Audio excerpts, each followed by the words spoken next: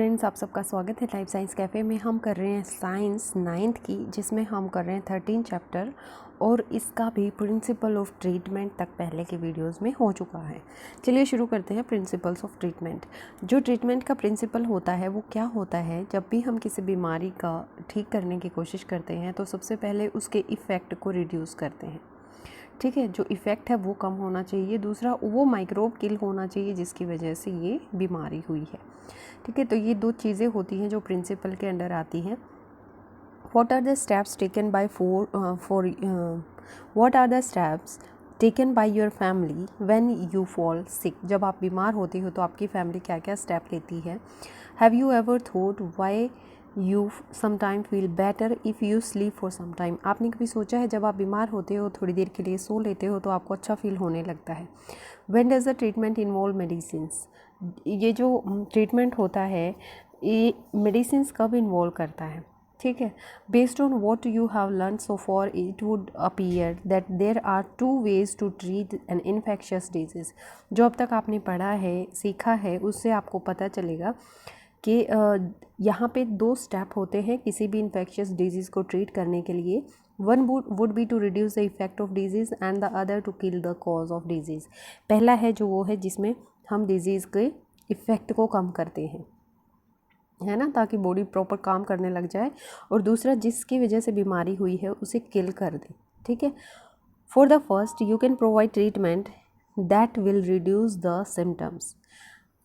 पहले के लिए पहला कौन सा? जिसमें इफ़ेक्ट को रिड्यूस करना है। इस फर्स्ट स्टेप के लिए आपको ट्रीटमेंट दिया जाता है या आप देते हैं किसी को, जिसकी वजह से सिम्टम्स जो हैं वो कम हो जाते हैं।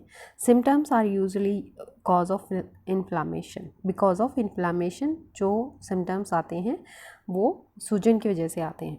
For example, we can take medicines that bring down fever. हम जब दवाइयाँ लेते हैं तो वो बुखार को कम कर देता है, पेन को कम कर देता है और लूज मोशंस भी कम कर देता है। We can take bed rest so that we can conserve our energy.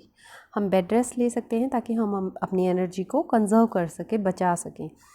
This will enable us to have more of it available to focus on healing. ये क्या करती है कि हमें ये इतनी ताकत देती है कि हम फोकस कर सकें, मतलब हीलिंग करने में, रिकवरी करने में फोकस कर सके, या हमारी ताकत इतनी होती है कि वो रिकवर कर सके। But this kind of symptoms directed treatment by itself will not make the infectious microbe go away and the disease will not cured. क्या होता है कि इस तरह से जो सिम्टम डायरेक्टेड ट्रीटमेंट होते हैं ना, जिसमें हम सिम्टम्स को कम कर देते हैं, ये अपने आप से ऐसा नहीं करेगा कि इन्फेक्शियस माइक्रोब जो हैं वो दूर चले जाएंगे या डिज़ीज़ है वो क्योर हो जाएगी। ऐसा नहीं होगा, डिज़ीज़ क्योर नहीं होगी और वो माइक्रोब्स भी कहीं नहीं जाएंगे। जिससे सिम्टम्स कम हो रहे हैं इसका मतलब ये नहीं है कि हम ठीक हो गए हैं, हमारी बीमारी ठीक हो गई है। इसके लिए क्या ज़रूरत है? We need to able to kill off the microbes. हमें उन माइक्रोब्स को मारना पड़ेगा, तभी हमें छुटकारा मिलेगा। आप किस तरह से मारेंगे माइक्रोब्स को? One way is to use medicine that kill microbes. पहला तरीका है कि हम इसमें मेडिसिन को लें जो माइक्रोब्स को मार सके। We have seen earlier that microbes can be classified into different categories. Microbes की भी कई कैटेगरीज होती हैं और उसी के अकॉर्डिंग हम दवाइयाँ देते हैं। They use viruses, bacteria, fungi, protozoa, वो बहुत सारी कैटेगरीज में आते हैं। वायरस की कैटेगरी में माइक्रोब, बैक्टीरिया की कैटेगरी में माइक्रोब, फंगस की कैटेगरी में माइक्रोब्स और प्रोटोजोआ की कैटेगरी में माइक्रोब। हर एक ग्रुप है इन ऑर्गेनिजम्स का, ये बहुत ज़्यादा एसेंशियल हो गया है। बायोकेमिकल लाइफ प्रोसेस जो होती है इनकी peculiar to that group and not shared with the other group. इनकी सबकी बायोकेमिकल लाइफ जो होती है इनके अकेले से ही रिलेटेड होती है। जैसे जो बायोकेमिकल लाइफ जो फंजाई की है वो प्रोटोजोआ से अलग होगी, वो वायरस से अलग होगी, वो बैक्टीरिया से अलग होगी। तो सबकी अपने से रिलेटेड है, किसी के एक दूसरे के ऊपर कुछ भी इनका असर नहीं होता। That group and not shared with the other groups. दूसरे ग्रुप के साथ वो शेयर भी नहीं करती। दिस प्रोसेस में be pathways for the synthesis of new substance और रेस्पिरेशन। ये प्रोसेस क्या होती हैं? ऐसे पाथवे होते हैं जो रेस्पिरेशन में काम आते हैं इन माइक्रोब्स के, और ये पाथवे वो होते हैं जो नए सब्सटेंस बनाने के काम आते हैं। इन माइक्रोब्स के सब्सटेंस बनाने और रेस्पिरेशन के ये काम आते हैं। समझ गए? ये पाथवे क्या होते हैं?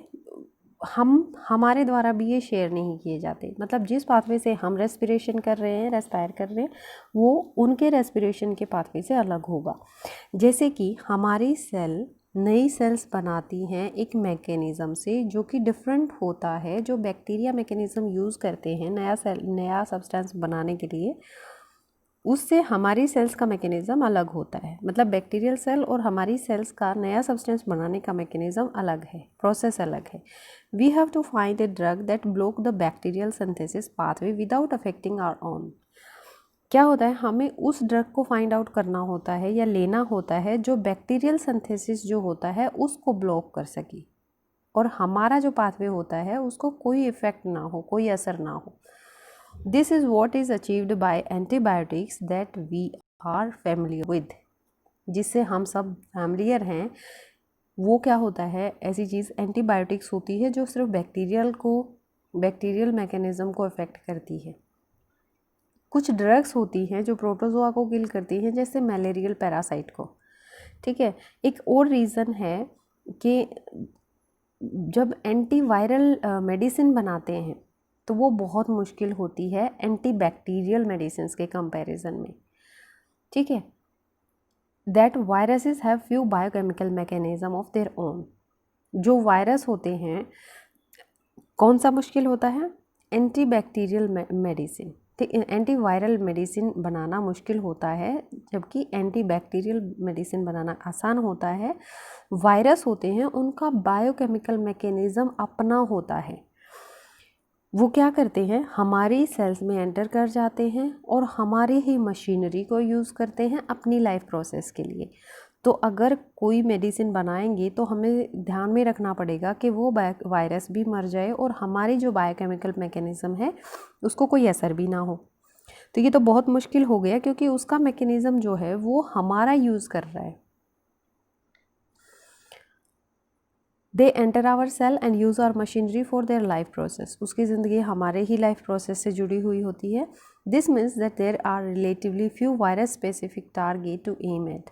इसका मतलब है कि यहाँ पे बहुत कम वायरस स्पेसिफिक टारगेट होते हैं जिसके ऊपर हम एम कर सकते हैं, जिसको हम लक्ष्य बना सकते हैं। Despite this limitations there are now effective antiviral drugs. इसके अलावा यहाँ पे इफ़ेक्टिव एंटीवायरल ड्रग्स हैं, जैसे कि drugs that keep HIV infection under control. कुछ ऐसी मतलब ड्रग्स हैं जो HIV वायरस को कंट्रोल में रखती है। फिर से ये देखिए, प्रिवेंशन और प्रिंसिपल ऑफ प्रिवेंशन। और क्या प्रिंसिपल आते हैं इसके अंडर में, of all of what we have talked about so far deals with how to get rid of infection in someone who has disease।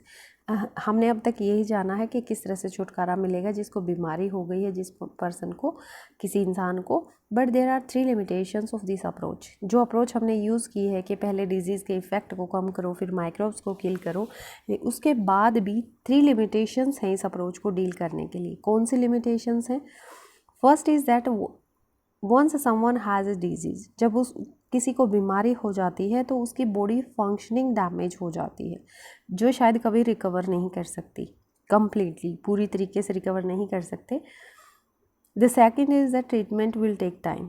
दूसरा ये कि जो ट्रीटमेंट हम दे रहे हैं उसमें बहुत टाइम लगता है, which means that someone suffering from a disease is likely to be bedridden for some time even if we can give proper treatment. अगर हम उस इंसान को प्रॉपर ट्रीटमेंट भी दे रहे हैं तो हमें उसे बेड से बांध के रखना पड़ेगा, मतलब कन्फाइंड रखना पड़ेगा बेड तक, ताकि उसकी एनर्जी जो है वो भी बनी रहे और वो बीमारी से लड़ सके। जो थर्ड सिचुएशन है कि person suffering from an infectious disease can serve as a source for from where the infection में spread to other people. Infectious disease को जब हम क्योर कर रहे होते हैं तो जो इन्फेक्शियस पर्सन है, जो सफ़र कर रहा है बीमारी से, वो सोर्स हो सकता है, मतलब उससे वो बीमारी फैल सकती है दूसरे लोगों में। This lead to the multiplication of the above difficulties.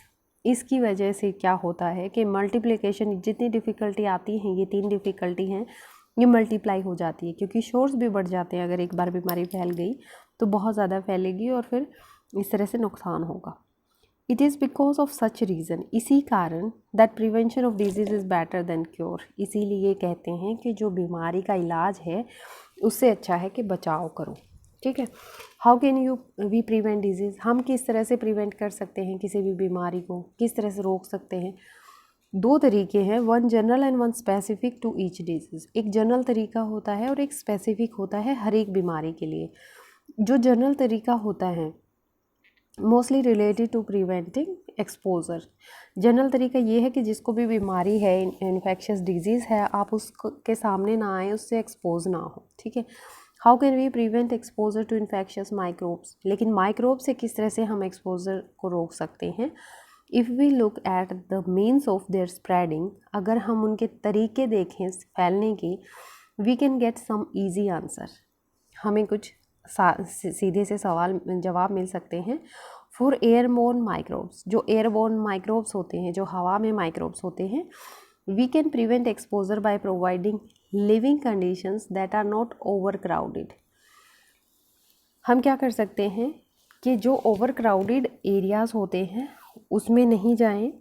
For waterborne microbes we can prevent exposure by providing safe drinking water, जो पानी से बीमारियां होती हैं उससे बचने का एक तरीका है कि हम सेफ ड्रिंकिंग वाटर प्रोवाइड करें। This can be done by treating the water to kill any microbial contamination. ये कैसे किया जा सकता है कि जब हम पानी को ट्रीट करेंगे माइक्रोब्स को मारने के लिए या माइक्रोबियल कंटामिनेशन को, कंटामिनेटेड वाटर को ठीक करने के लिए पानी को ट्रीटमेंट दिया जाना चाहिए।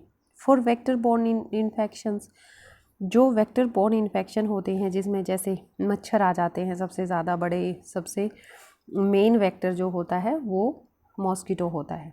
ठीक है, तो जो वेक्टर बोर्न डिजीज़ होती हैं we can provide clean environment, हमें क्लीन साफ़ सुथरा एनवायरनमेंट मिलना चाहिए। This would not for example allow mosquitoes to breed, इससे क्या होगा, हमने एग्जाम्पल मॉस्किटो का ही लिया था, तो उसमें क्या होता है साफ़ जगह होगी तो वहाँ मॉस्किटो ब्रीडिंग नहीं होगी। दूसरे शब्दों में हम कह सकते हैं कि पब्लिक हाइजीन जो है वो बेसिक की है कि इन्फेक्शियस डिजीज़ जो है वो रोकी जा सकती है। इसके साथ ही ये इशू है दैट रिलेटेड टू एनवायरनमेंट, जो हमारे एनवायरनमेंट से रिलेटेड है। There are some other general principle to prevent infectious disease, और भी प्रिंसिपल हैं कि इन्फेक्शियस डिजीज़ को हम रोक सकें। टू अप्रिसिएट दोज प्रिंसिपल्स, उन प्रिंसिपल्स को अप्रिसिएट करने के लिए चलिए एक क्वेश्चन करते हैं। We have not looked at so far, जिसके बारे में अभी हमने कुछ नहीं देखा पढ़ा। Normally we are faced with infectious everyday, infections everyday, हम डेली क्या होते हैं, हम फेस होते हैं, हम सामना करते हैं कई तरह के इन्फेक्शन से। अगर कोई बंदा कोल्ड से या कफ से क्लास में ही सफ़र कर रहा है, it is likely that the children sitting around will be expose to the infection, जो बच्चे उसके आसपास बैठे हैं ऑब्वियसली वो एक्सपोज होंगे। But for all of them do not actually suffer from the disease, why not ये ऐसा क्यों होता है कि सभी फिर उस बीमारी से सफ़र नहीं करते, ऐसा क्यों? This is because the immune system of our body is normally fighting off microbes, हमारे जो इम्यून सिस्टम होता है वो माइक्रोब से ऑलरेडी लड़ाई कर रहा होता है। We have cells that specialise to kill infecting microbes, हमारी बॉडी में सेल्स होती हैं जो स्पेशली उन माइक्रोब्स को किल करती रहती हैं। These cells go into action each time infecting microbes enter the body. ये सेल्स तभी एक्शन में आ जाती हैं जैसे ही माइक्रोब हमारी बॉडी में एंटर करता है। इफ़ दे आर सक्सेसफुल, अगर वो कामयाब हो जाते हैं, we do not actually come down with the disease, with any disease, हमें वो बीमारी साधारणतः नहीं होती अगर वो सेल्स हमारी एक्शन में आ जाती हैं। इम्यून सेल मैनेज करती हैं to kill off the infection long before it assumes major proportion, जो हमारा इम्यून सिस्टम है वो मैनेज करता है, किल करता है इन्फेक्शन को बहुत पहले ही, जो मेजर प्रोपोर्शन होता है उसको कम कर चुका होता है हमारा इम्यून सिस्टम।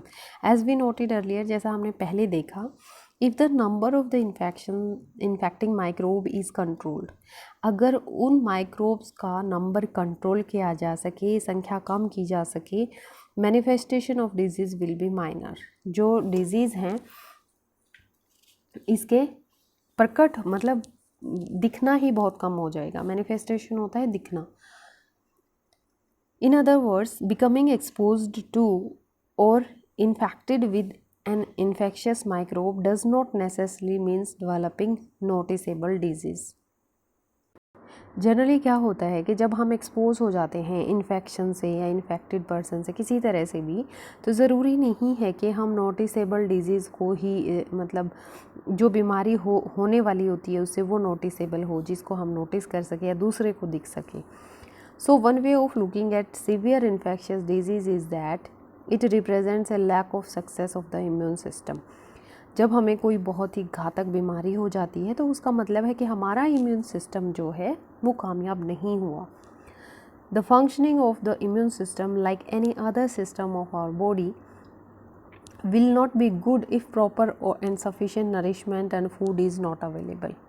मतलब क्या है कि जो फंक्शनिंग होती है हमारे सिस्टम की वो अच्छी नहीं होगी, हमारे इम्यून सिस्टम की फंक्शनिंग नहीं अच्छी होगी अगर हमें नरिशमेंट, अच्छा पोषण या अच्छा खाना नहीं मिलता है। तो हमारा दूसरे बॉडी सिस्टम जैसे काम करते हैं वैसा ही हमारा इम्यून सिस्टम काम करेगा।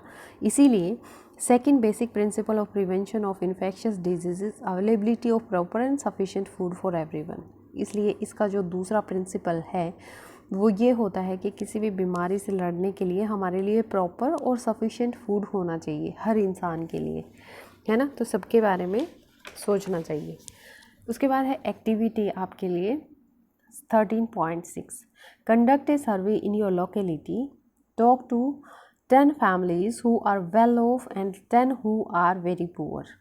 आपने एक सर्वे करना है अपने लोकेलिटी में, 10 ऐसी फैमिली लेनी है जो अच्छे हों, वेल ऑफ हों, और 10 ऐसे जो बहुत पुअर हों आपके हिसाब से। Both sets of families should have children who are below 5 years age. दोनों फैमिलीज ऐसी होनी चाहिए, दोनों फैमिली के सेट ऐसे होने चाहिए जिनके बच्चे 5 साल से कम हों। Measure the height of the children, उनकी हाइट को देखो।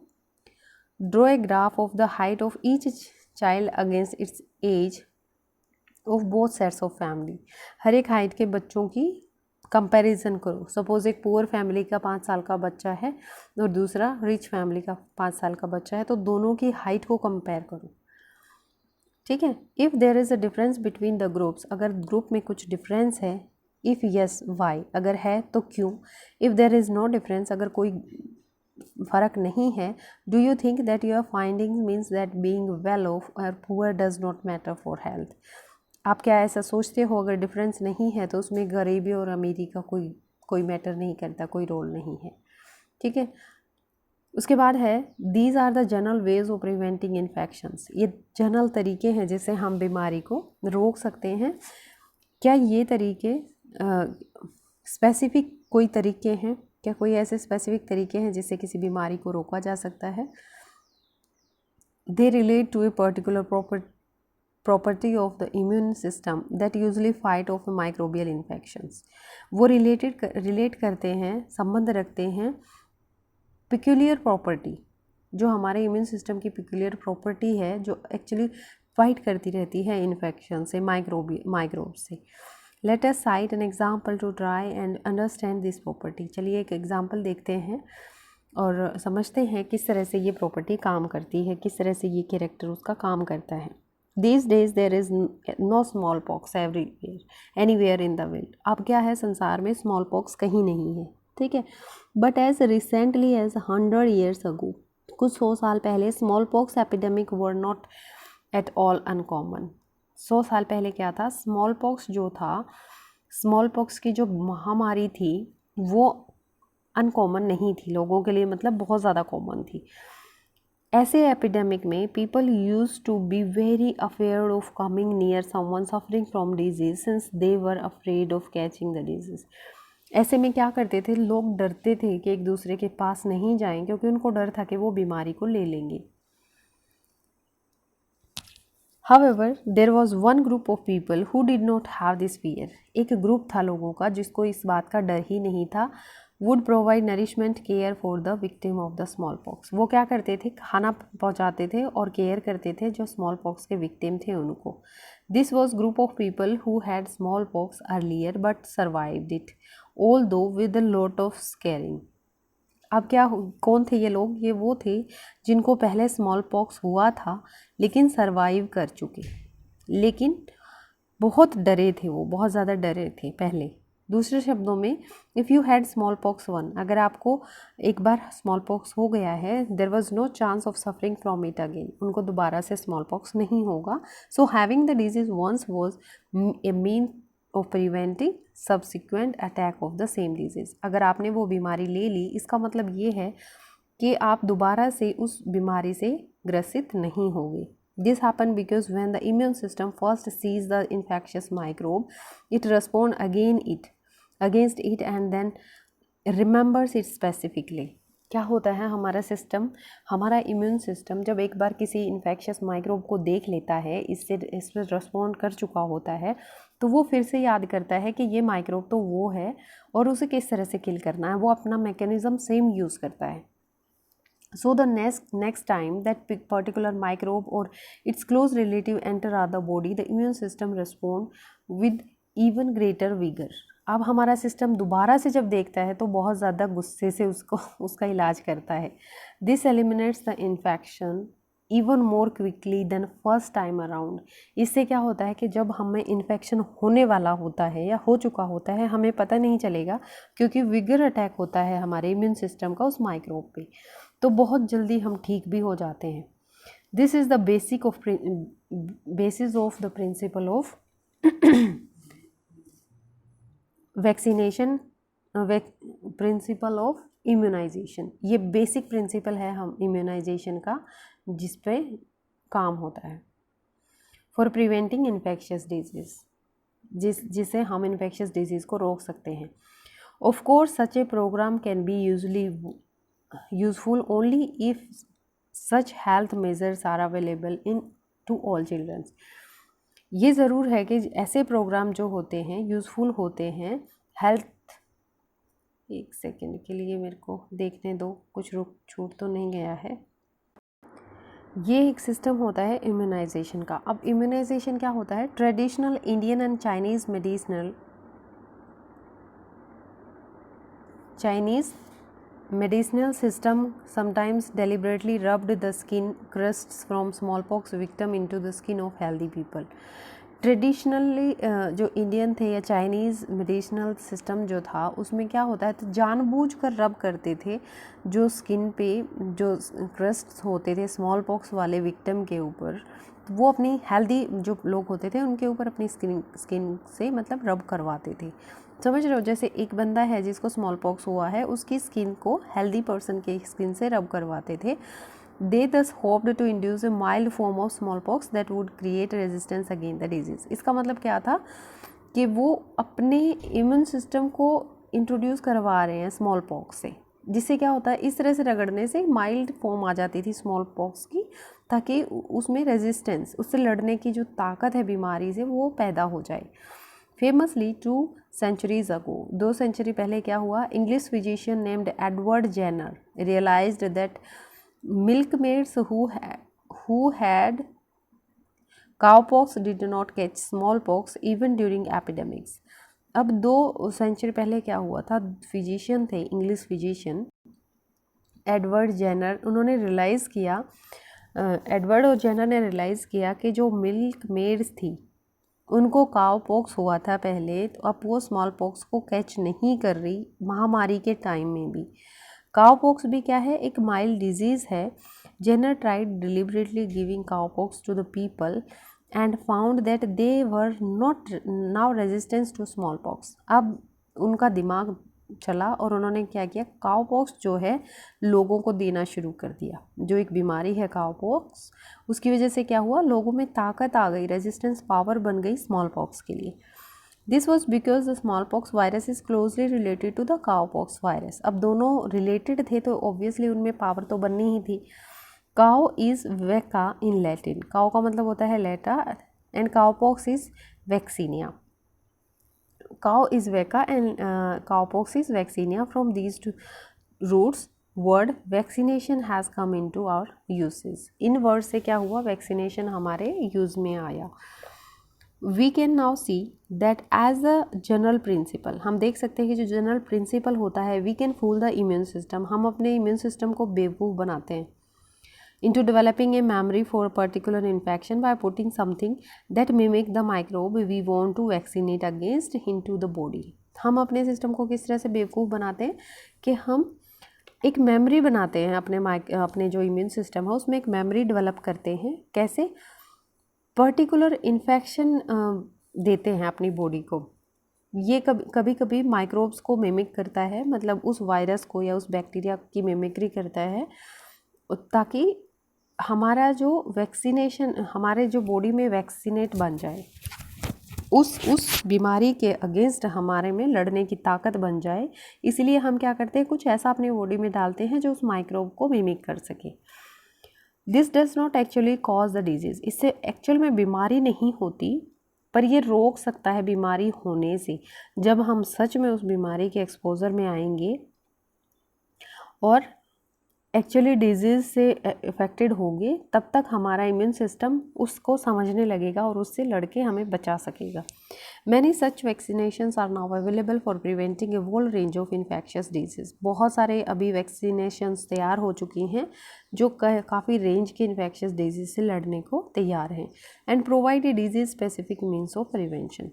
और ये क्या करते हैं, डिजीज़ स्पेसिफिक होते हैं, मतलब एक डिजीज़ के लिए अलग से वैक्सीनेशन तैयार हो चुकी है। हर एक के लिए अलग अलग वैक्सीनेशन तैयार हैं। There are vaccines against tetanus, diphtheria, whooping cough, measles, polio और बहुत सारी बीमारियां जो नाम लिए हैं, इन सबके वैक्सीन बन चुके हैं। These form of public health programme of childhood immunisation for preventing infectious disease. ये क्या है, ये जो फॉर्म है, ये पब्लिक हेल्थ प्रोग्राम जो चाइल्डहुड का है, जो बच्चों के लिए है, उससे बीमारी को रोकने के लिए, मतलब ज़्यादातर ये वैक्सीन बच्चों को दी जाती हैं। Of course such a programme can be useful only if such health measures are available to all children. ऐसे प्रोग्राम हेल्पफुल होंगे अगर सभी बच्चों के लिए अवेलेबल हों। Can you think of reasons why this should be so? क्या आप सोच सकते हो कि ऐसा क्यों होना चाहिए? Some hepatitis viruses which cause jaundice. एक वायरस है हेपेटाइटिस जिससे जॉइंडिस होता है, वो ट्रांसफ़र होता है, ट्रांसमिट होता है पानी से, ठीक है, वाटर के जरिए वो चला जाता है। तो इसके लिए वैक्सीन है हेपेटाइटिस ए, ठीक है, हेपेटाइटिस वायरस के लिए हेपेटाइटिस ए है मार्केट में। But the majority of the children in many part of the India are already immune to hepatitis. लेकिन ज़्यादातर इंडियन बच्चे क्या हैं, इस बीमारी से लिए लड़ने के लिए तैयार हैं। By the time they are 5 years old, जैसे ही वो 5 साल के होते हैं वो तैयार हो जाते हैं। क्यों? क्योंकि वो उस वायरस से एक्सपोज हो चुके हैं पानी से, ठीक है। अंडर दीज सर्कमस्टांसेस, ऐसी सिचुएशन में वुड यू टेक वैक्सीन? क्या आप वैक्सीन लोगे? अब इसके बाद है activity. Rabies virus is spread by the bite of infected dogs and other animals. Rabies कैसे फैलता है? जब कोई डॉग या कोई दूसरा एनिमल जो इन्फेक्टेड है वो काट लेता है। तो there are anti rabies vaccine for both the control of rabies in your neighbourhood, for both humans and animals. यहाँ पे रेबीज़ होता है, एंटी रेबीज़ वैक्सीन्स हैं दोनों के लिए, ह्यूमंस के लिए भी और एनिमल्स के लिए भी। Find out the plan of your local authority for the control of rabies in your neighbourhood. आपने जो लोकल अथॉरिटी है उनके क्या क्या प्लानिंग है कि रेबीज़ को कंट्रोल किया जा सके आपके पड़ोस में, तो ये आपने फाइंड आउट करना है। और दीज मेजर्स एडिक्वेट, क्या जो मेजर्स हैं वो सफिशिएंट है, काफ़ी हैं? अगर नहीं हैं तो क्या इम्प्रूवमेंट और आप सजेस्ट करेंगे? ये एक्टिविटी आपके लिए है। अब क्वेश्चंस आते हैं। Why we normally advise to take bland and nourishing food when we are sick. जब हम बीमार होते हैं तो ब्लैंड और नरिशिंग फूड को क्यों देते हैं, एडवाइस करते हैं? Second, what are the different measures by which infectious disease are spread. कौन कौन से तरीके होते हैं, डिफरेंट मीन्स हैं जिससे इन्फेक्शियस डिजीज़ फैल जाती है।